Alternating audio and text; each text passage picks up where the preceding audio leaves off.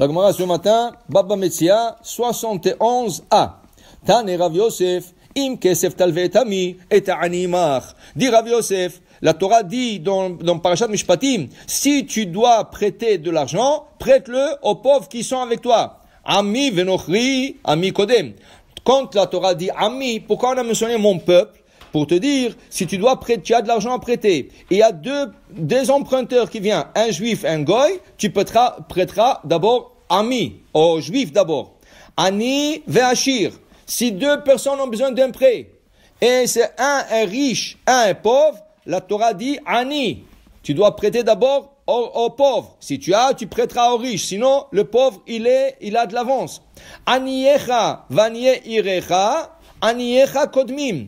S'il y a des gens qui sont pauvres, qui viennent de l'extérieur, demander de la tzedaka et demander des prêts, il y a le pauvre de la ville qui te demande de la tzedaka et des prêts, tu donneras de l'avance au aniye irecha, aux gens de la ville. Parce que c'est écrit imar. Imar, ça veut dire ceux qui sont proches de toi, la ville. Aniye irecha amar mar. Alors on dit comme ça, amar mar. Ami venochri, ami kodem.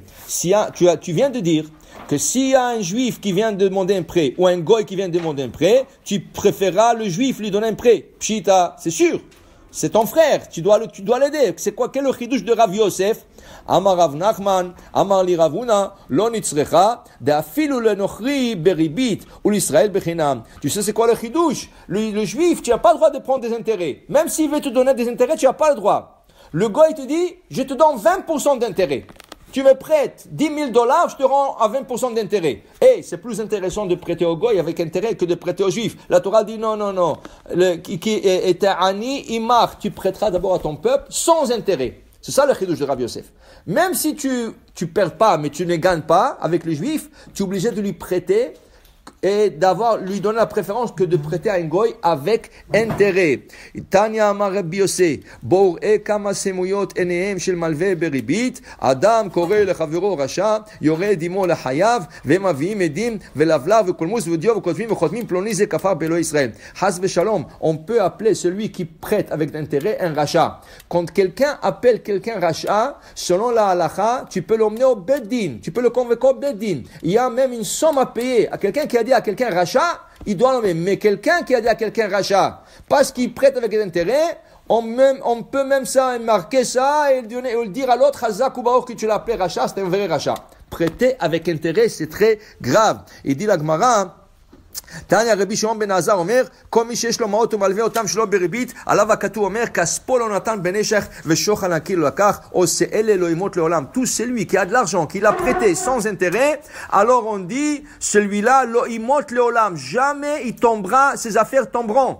Alamata, שכל מלווה בריבית, נכסיו מתמוטטים. Alors qu'est-ce que je comprends de là? Si celui qui prête sans intérêt, jamais il tombera, ses affaires, il fera jamais faillite, je comprends que celui qui prête avec intérêt, un jour il fera faillite.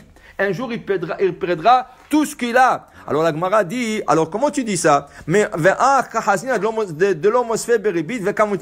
on a vu plein de gens qui ont prêté sans intérêt, ils ont tout perdu.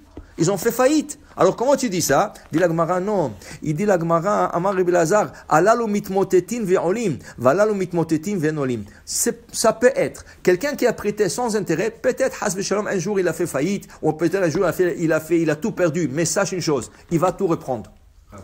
Il va tout reprendre. Mais celui qui prête avec intérêt, le jour qu'il tombera, il remontera jamais. C'est ça, alors pour te dire combien c'est important de prêter. Si tu as de l'argent à prêter, c'est une mission de prêter. Mais aussi, si tu le prêtes sans intérêt pour avoir la beracha. Baruch Adonai la'olam. Amen ve amen.